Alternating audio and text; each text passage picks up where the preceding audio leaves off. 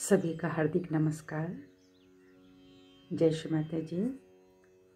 बहुत बच्चों ने बेसिकली और जब हम लोग स्कूल में कार्यक्रम करने जाते हैं तो बच्चे दौड़ के आते हैं कि हमारा पढ़ाई में मन नहीं लगता है। तो वहाँ बताया जाता है कि पढ़ाई में मन कैसे लगे। तो जब हम इस तरह से लोगों को बताते हैं जिनको अभी सहज का बस एक पहला स्टेप शायद उन्होंने जिसको कहते प्रीफेस जाना है, एक लर्निंग फेस है, सुनने वाली जब एक अवस्था बस रही है, अभी बहुत कुछ किया नहीं है, तो वहाँ बहुत कुछ बताना संभव नहीं हो पाते हैं।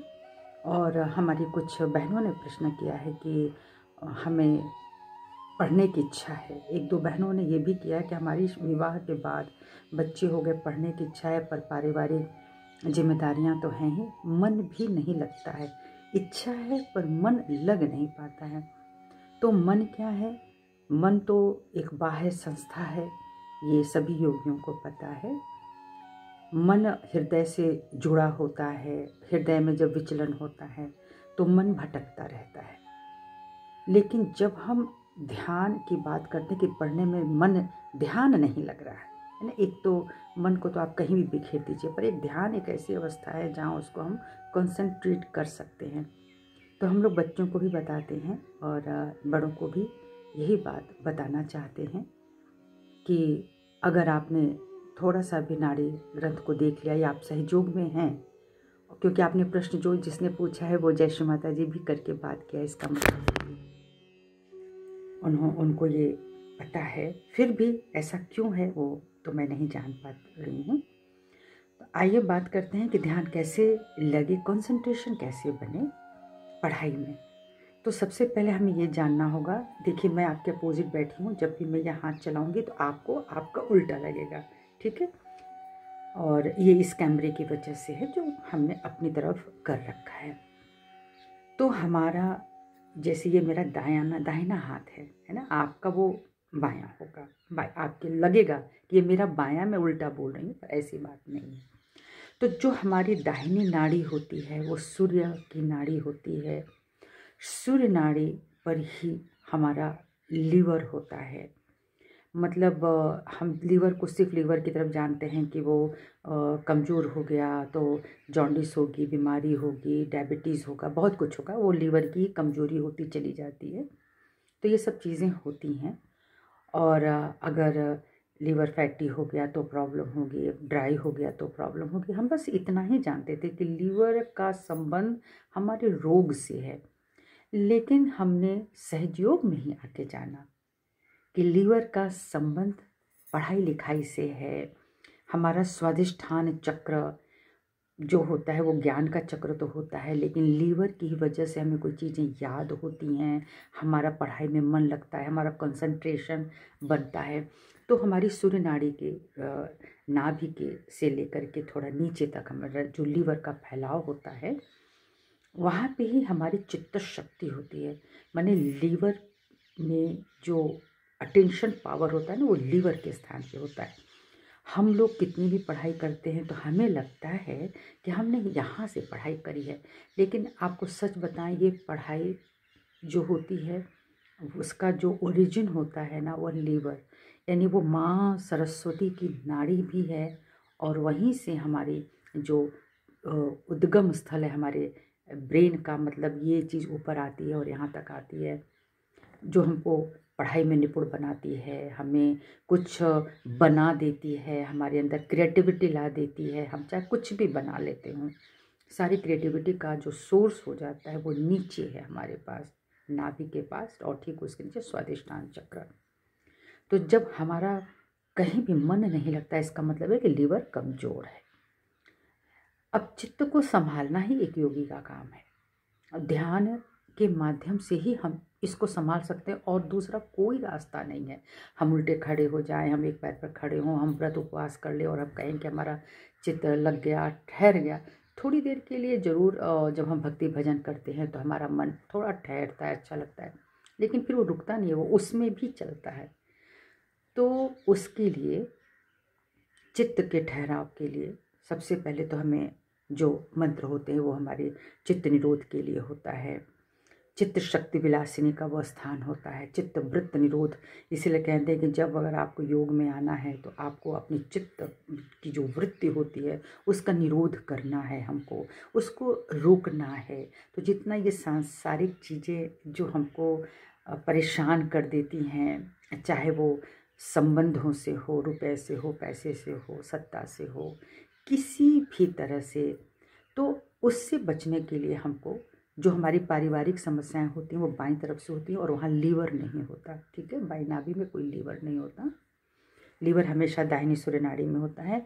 अब उसको हमको संभालने आना चाहिए। तो जब हम लोग ध्यान करते हैं तो फिर हम क्या करते हैं कि अपने सूर्य नाड़ी को जब हम सामने रखते हैं, यानी श्री माता जी के समक्ष, उनकी तस्वीर से ही हमको सारा कुछ मिल जाता है, हम उनके समक्ष रखते हैं। और ये जो बायां हाथ है ना, इसको जब हम कनपट्टी की तरफ ले जाते पीछे ईथर में, तो अपने दाईं ओर की सारी गर्मी को हम ईथर में डालते, प्रार्थना करते हैं, उसके लिए कुछ मंत्र होते हैं।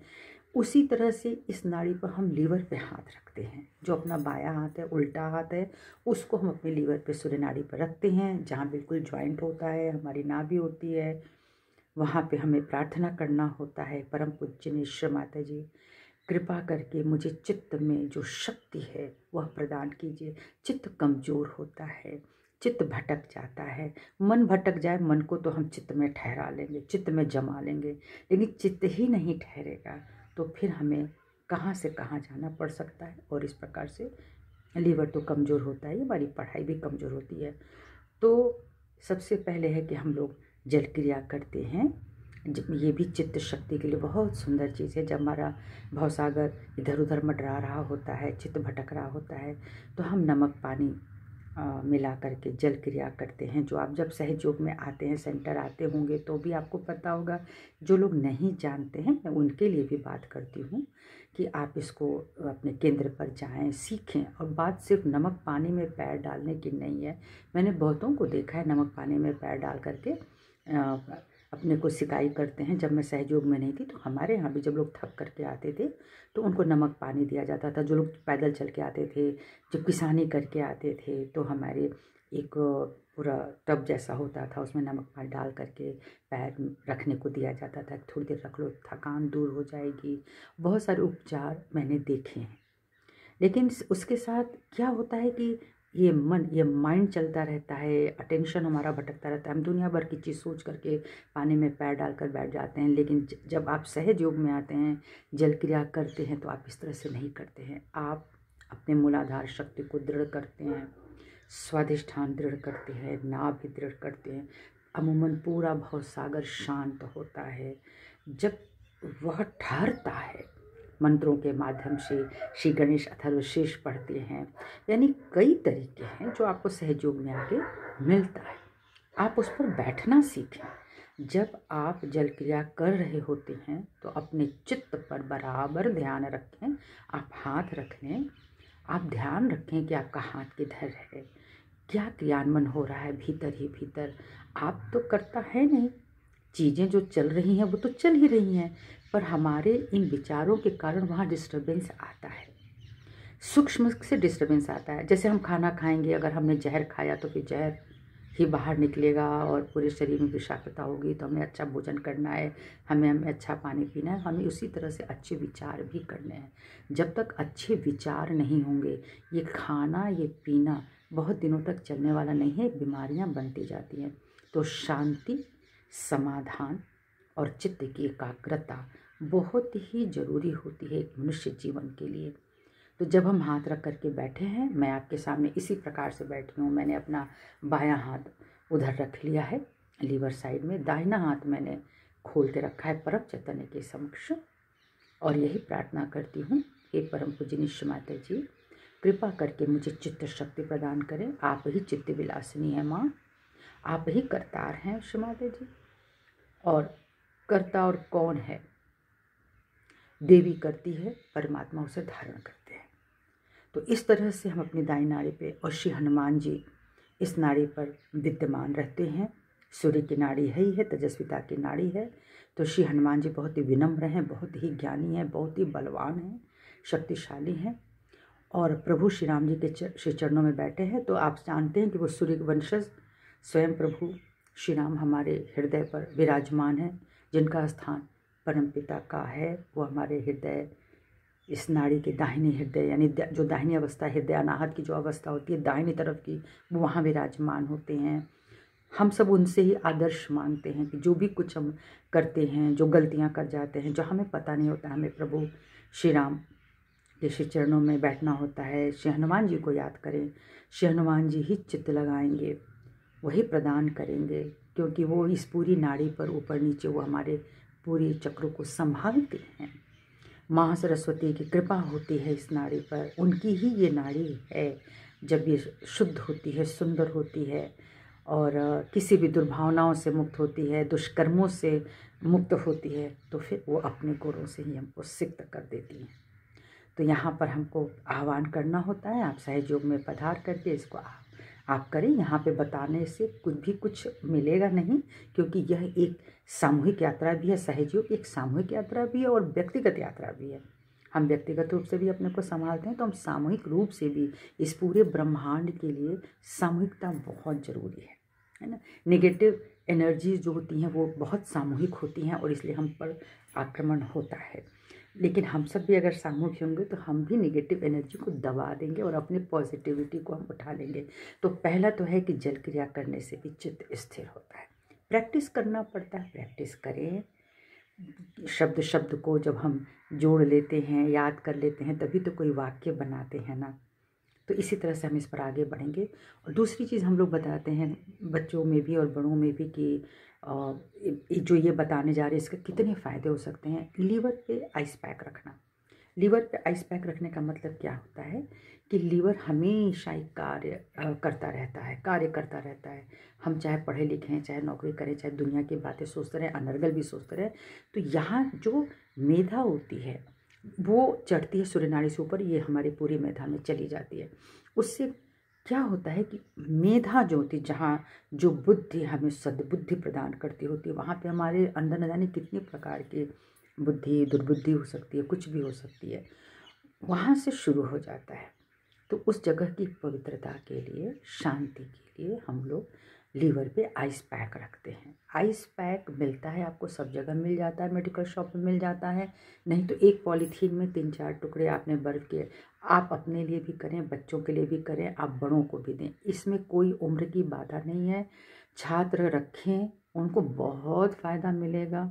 बड़े रखेंगे, उन्हें अच्छी नींद आएगी। जो दिमागी तनाव होता है वो शनय शनय लीवर जो है वो जब कूल डाउन होता है ना, जब वहाँ पे लीवर पे बर्फ़ रखते हैं, जब वो शांत होता है तो बहुत सारे तनाव अपने आप निकल जाते हैं और आपको लगेगा कि बेकार में हम परेशान हो रहे थे। तो एक पॉलीथीन में 3-4 टुकड़ा बर्फ़ डाल के उसको बांध दीजिए और दाहिनी साइड थोड़ा अपने कपड़े के नीचे उसको लगा करके, अगर आप पढ़ाई कर रहे हैं तो पढ़ाई करें, आप ध्यान कर रहे हैं, बहुत ज़्यादा परेशान हैं तो आप थोड़ा सा वहाँ रख करके चुपचाप बैठ सकते हैं, बहुत अच्छा लगेगा। लीवर की सारी गर्मी वह सोख लेगा।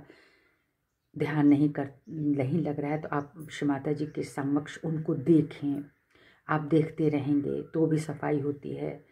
और क्योंकि आपके अंदर बहुत अग्नि है तो आपको अग्नि जलानी नहीं चाहिए। जब अगर आप डायबिटिक हैं और हाई ब्लड प्रेशर के मरीज हैं तो आप अग्नि से थोड़ा सा आप दूर रहें, अग्नि ज़्यादा नहीं लेनी है, उस चक्र पे अग्नि को ज़्यादा नहीं देना है। तो हम लोग बिना अग्नि के श्री माता जी को हम चुपचाप उनके श्री चरणों की ओर देखेंगे, उनके श्रीमुख की ओर देखेंगे और जो उनसे जो ऊर्जा लहरियाँ, तीव्र ऊर्जा लहरियाँ निकलती हैं वो मुझ तक आनी चाहिए।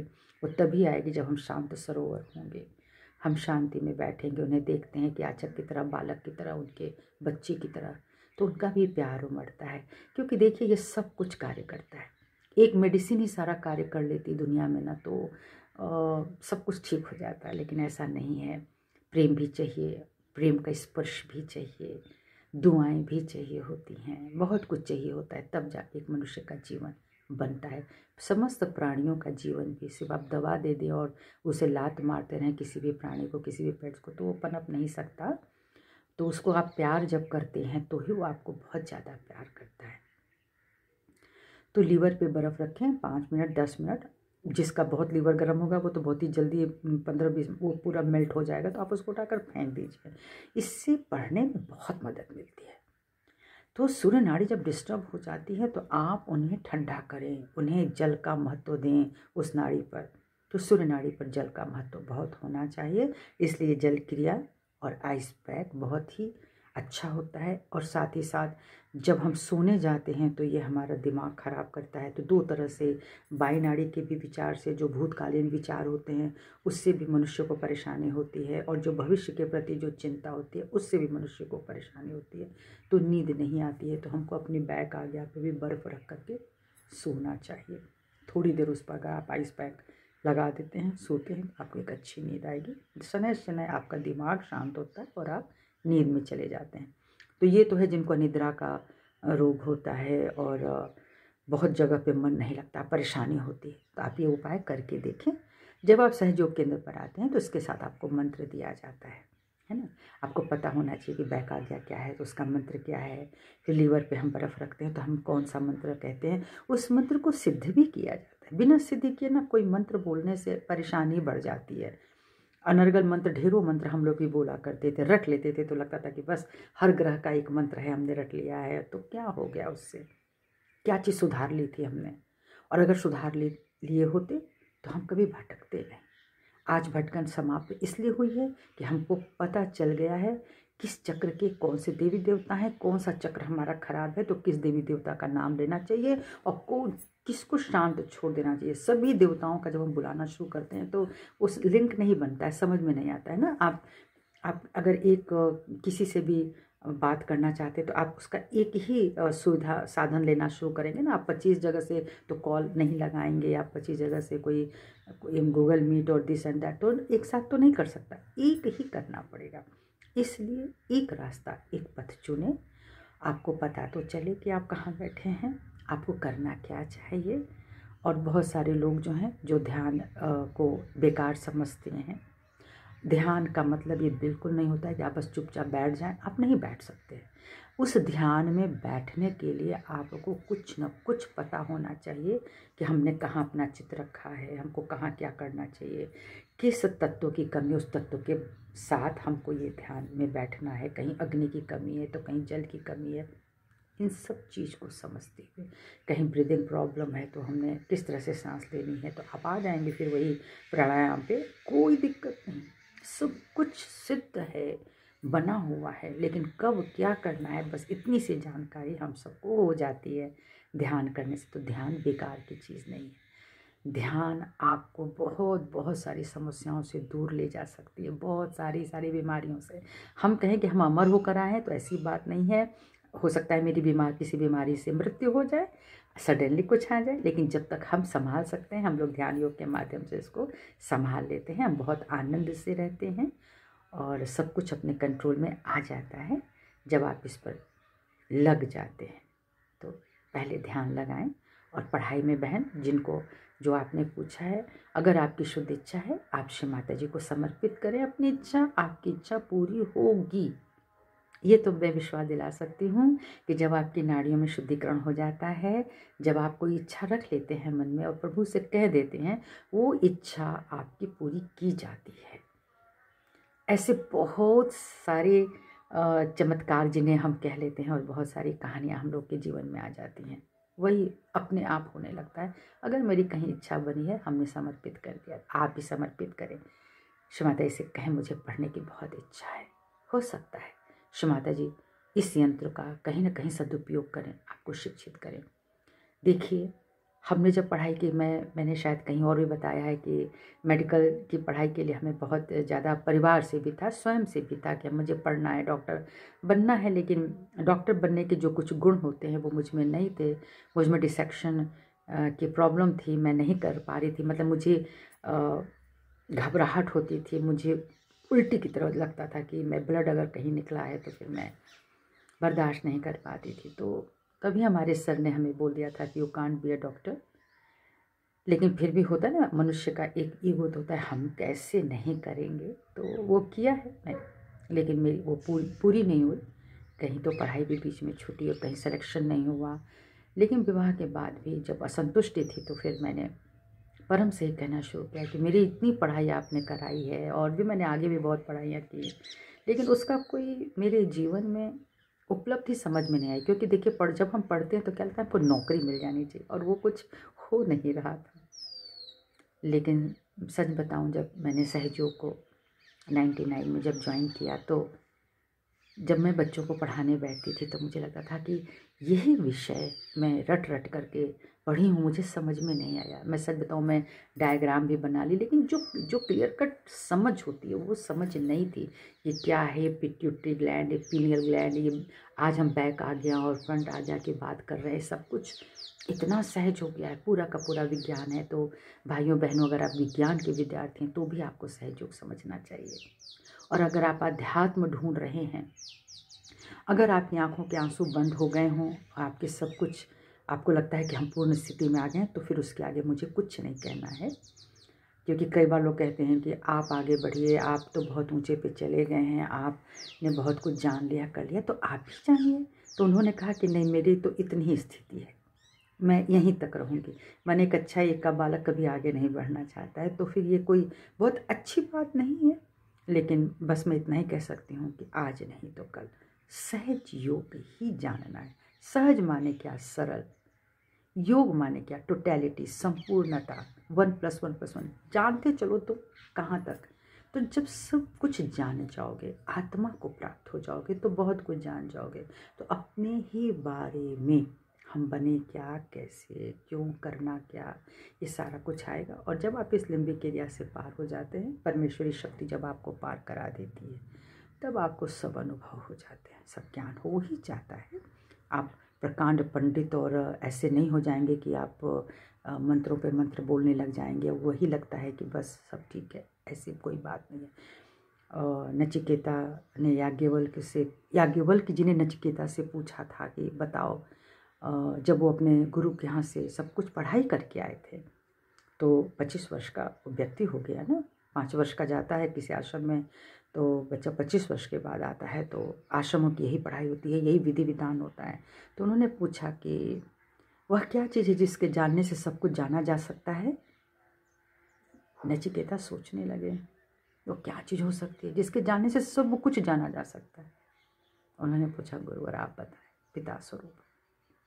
तो उन्होंने बोला, आत्मा। यदि तुमने आत्मा को जान लिया, पहचान लिया अपने आप को, तो फिर हर प्रश्न जाना जा सकता है। ये पूरी दुनिया जानी जा सकती है भीतर से, आत्मा से। इसलिए आप पहले अपने आत्मा को प्राप्त करें।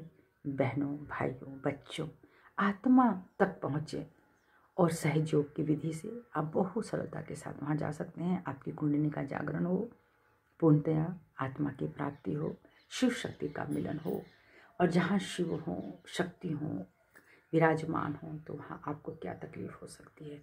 आपकी सब इच्छाएं पूरी हों, इसी प्रार्थना के साथ सबको मेरा नमस्कार। जय श्री माता।